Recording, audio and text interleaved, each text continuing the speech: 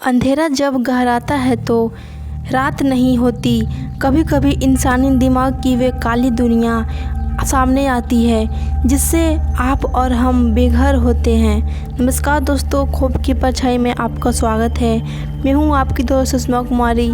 आज की कहानी किसी काल्पनिक भूत या चुड़ैल की नहीं है। ये कहानी है एक ऐसे लड़के की जो देखने में तो बेहद शरीफ और पढ़ाकू था, लेकिन उसकी एक तरफा सनक ने एक ऐसा खौफनाक खेल रचा जिसकी कल्पना भी किसी ने नहीं की होगी। ये सच्ची घटना हमसे शेयर की है रोहित ने। तो दिल थाम कर बैठिए, क्योंकि आज की कहानी आपको अंदर तक हिला कर रख देगी। यह बात आज से करीब 3 साल पुरानी है। रोहित अपने शहर के एक जाने माने कॉलेज में पढ़ाई कर रहा था। खुशकिस्मती से उसका अपना घर कॉलेज से बस थोड़ी ही दूर पर था। रोहित का घर 2 मंजिला था। ग्राउंड फ्लोर और फर्स्ट फ्लोर पर रोहित अपने पूरे परिवार के साथ रहता था, जबकि सबसे ऊपर का फ्लोर खाली पड़ा था। एक दिन रोहित ने अपने माता पिता से कहा, जब कॉलेज पास में ही है तो क्यों न ऊपर वाले फ्लोर को किसी स्टूडेंट को किराए पर दे दिया जाए। इससे घर की एक अच्छी कमाई भी हो जाएगी। घर वाले को यह आइडिया पसंद आया और रोहित ने अपने कॉलेज ग्रुप में रूम रेंट पर देने का मैसेज डाल दिया। मैसेज डालते ही उसके ग्रुप के एक लड़के का रिप्लाई आया, जिसका नाम था राहुल। राहुल उसी कॉलेज के स्टूडेंट था और पहले एक पीजी में रहता था। उसने रोहित से कहा, भाई मुझे प्राइवेसी चाहिए, क्या मुझे वो कमरा मिल सकता है। रोहित ने झट से हाँ कर दी। राहुल ने तुरंत सिक्योरिटी डिपॉजिट भेजा और अगले ही महीने अपना सारा सामान लेकर रोहित के घर में शिफ्ट हो गया। शुरुआत में दोनों के बीच बस हाय हेलो थी, लेकिन जैसे जैसे दिन बीते दोनों में अच्छी दोस्ती होने लगी। राहुल का स्वभाव बहुत ही अजीब था। बड़ा सा चश्मा पहने, सिर में ढेर सारा तेल लगाए, बस किताबों में डूबा रहने वाला एकदम नष्ट टाइप लड़का था। किसी से फालतू बात ना, कोई आवारागर्दी। दूसरी तरफ रोहित काफ़ी चिल बंदा था, जो पढ़ाई के साथ साथ सपोर्ट और दोस्तों में भी अव्वल था। धीरे धीरे बातचीत बढ़ी तो रोहित को राहुल का एक बहुत बड़ा राज पता चला। राहुल अपने ही क्लास की एक बेहद खूबसूरत और एथलेटिक लड़की श्रेया को पागलों की तरह पसंद करता था। श्रेया ऐसी लड़की थी जिस पर कॉलेज के लगभग हर लड़के का क्रश था, लेकिन राहुल की ही हिम्मत ही नहीं होती कि वह श्रेया के सामने जाकर एक शब्द भी बोल सके। वह बस उसे दूर से एकटक देखता रहता था। रोहित अक्सर राहुल में से मज़े लेता, जा भाई बोल दे उसे, लेकिन राहुल डर के मारे बात टाल दिया था। 2-3 महीने यूं ही बीत गए। फिर एक दिन कॉलेज में खबर फैली कि श्रेया का एक बॉयफ्रेंड बन गया है। जब रोहित ने श्रेया को उस लड़के के साथ हंसते बोलते देखा तो उसने जाकर श्रेया को बधाई दी, लेकिन जैसे ही रोहित की नज़र राहुल पर पड़ी तो उसकी रूह कांप गई। राहुल चुपचाप कोने में खड़ा था। उसकी आंखें एकदम लाल थी, जैसे आंसू का सैलाब रोकने की कोशिश कर रहा हो। बिना किसी से एक शब्द बोले राहुल अपनी डेस्क पर बैठा और फिर अचानक बीच कॉलेज से हाफ डे लेकर घर की तरफ निकल गया। जो लड़का कभी एक क्लास मिस नहीं करता था, उसका यूं ही चुपचाप चले जाना रोहित को बहुत अजीब लगा। जब रोहित ने घर पहुंचकर राहुल का दरवाज़ा खटखटाया तो राहुल ने दरवाज़ा नहीं खोला। रात को जब उसने बहुत जिद करके दरवाज़ा खुलवाया तो राहुल की आंखें पूरी तरह सूजी हुई थी। वह सुबह से अकेले कमरे में रो रहा था। उसने रोहित से कहा कि वह ठीक है, लेकिन उसके चेहरे का खौफ और मायूसी कुछ और ही बयां कर रही थी। उस दिन के बाद से राहुल पूरी तरह बदल गया। जो राहुल हमेशा रोहित के साथ कॉलेज आता जाता, अब वह सुबह सुबह बिना बताए अकेले निकल जाता।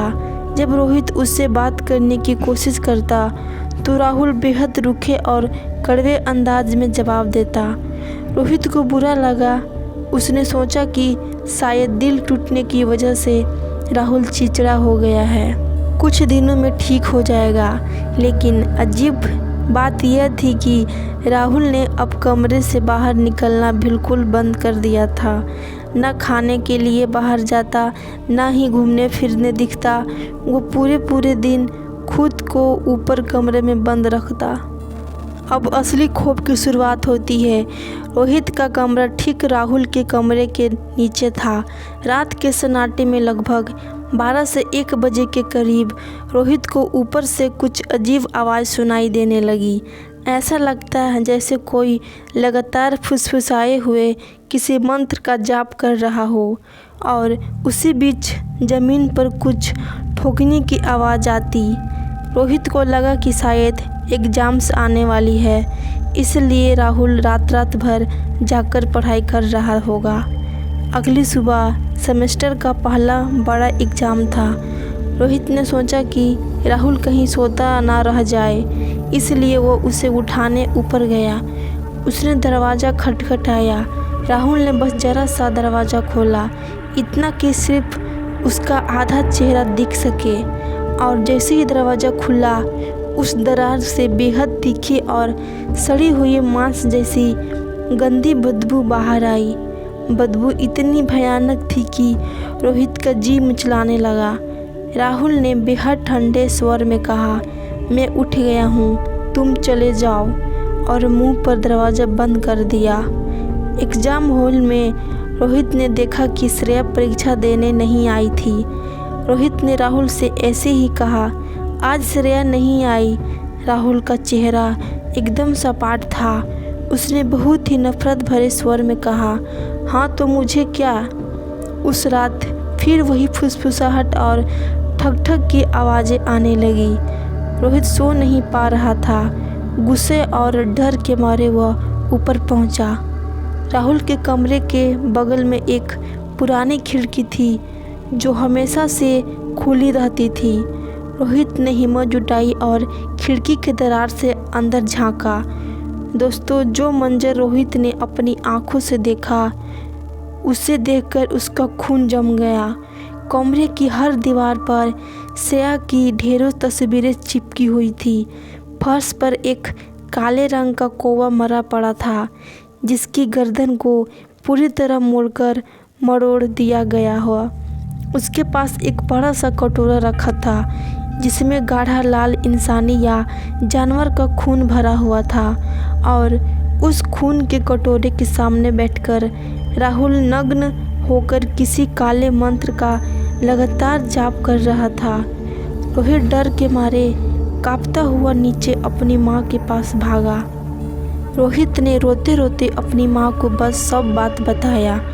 उसकी माँ तुरंत समझ गई कि राहुल काला जादू कर रहा है। उन्होंने रोहित को सख्त हिदायत दी कि वो राहुल से बिल्कुल पंगा ना ले। अगले दिन पता चला कि श्रेया अभी भी कॉलेज नहीं आई है। रोहित ने परेशान होकर श्रेया के फ़ोन पर कॉल किया।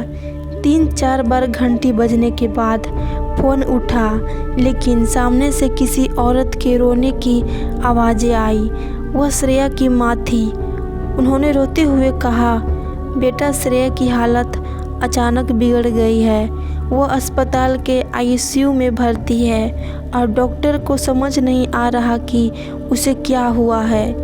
रोहित के होश उड़ गए। उसे समझ आ गया कि राहुल की इस काली विद्या का असर सीधे श्रेया पर हो रहा है। रोहित तुरंत अस्पताल पहुंचा।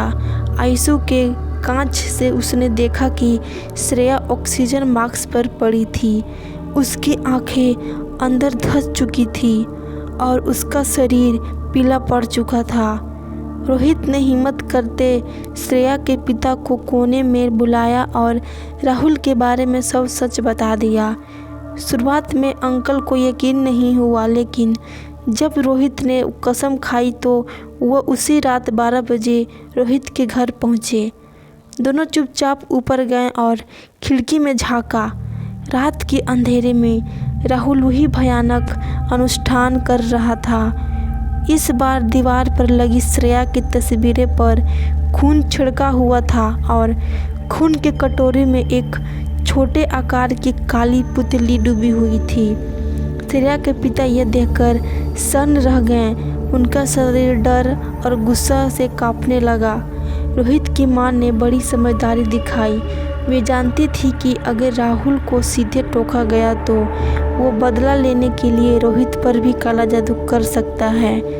इसलिए अगली सुबह रोहित की मां बहुत प्यार से राहुल के पास गई और कहा, बेटा हमारे कुछ रिश्तेदार रहने आ रहे हैं तो हमें ये कमरा खाली चाहिए।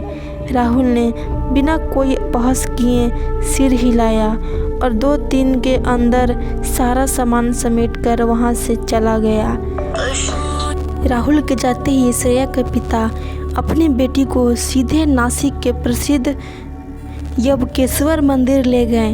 वहां करीब 10 दिनों तक विशेष पूजा पाठ, महामृत्युंजय जाप और शुद्धि अनुष्ठान करवाया गया। भगवान शिव की कृपा से धीरे धीरे श्रेया की सेहत में सुधार आने लगा और वह मौत के मुंह से बाहर निकल गई। इस घटना के लगभग 6 महीने बीत गए। श्रेया अब पूरी तरह ठीक होकर कॉलेज आने लगी थी। एक दिन अचानक राहुल कॉलेज में दिखाई दिया। वो बेहद कमज़ोर और पीला लग रहा था। पूरा कॉलेज उसके इस काले जादू की बात जान चुका था। श्रेया गुस्से में उसे थप्पड़ मारने दौड़ी, लेकिन दोस्तों ने उसे रोक दिया।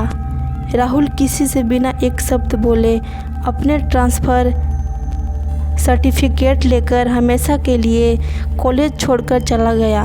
उसके बाद वो कहाँ गया किसी को नहीं पता। राहुल के जाने के बाद रोहित और उसके परिवार ने पंडित जी को बुलाकर पूरे घर की शुद्धि करवाया, हवन करवाया। उस खौफनाक अनुभव के बाद आज तक रोहित के परिवार ने उस ऊपर वाले कमरे को कभी किसी को किराए पर नहीं दिया। वह कमरा आज भी खाली पड़ा है। दोस्तों, यह थी हमें सिखाती है कि प्यार कभी ज़बरदस्ती या तंत्र मंत्र से हासिल नहीं किया जा सकता। जब किसी की पसंद जिद में और जिद सनक में बदल जाती है तो इंसान खुद और दूसरों को जीवन तबाह कर बैठता है। अगर ज़िंदगी में कभी दिल टूटे तो उस दर्द को अपनी ताकत बनाइए, अपनी क्रिएटिविटी में लगाइए, ना कि किसी को नुकसान पहुंचाए में। आपको ये खौफनाक कहानी कैसी लगी? कमेंट सेक्शन में अपनी राय ज़रूर शेयर करें। अगर आपको खौफ की परछाई का ये एपिसोड पसंद आया हो तो वीडियो को लाइक करें और चैनल को सब्सक्राइब करना ना भूलें। मैं आपकी दोस्त सुषमा कुमारी जल्द ही मिलूँगी एक और नई खौफनाक कहानी के साथ। तब तक के लिए अपना ख्याल रखें और अंधेरे से चमक रहें।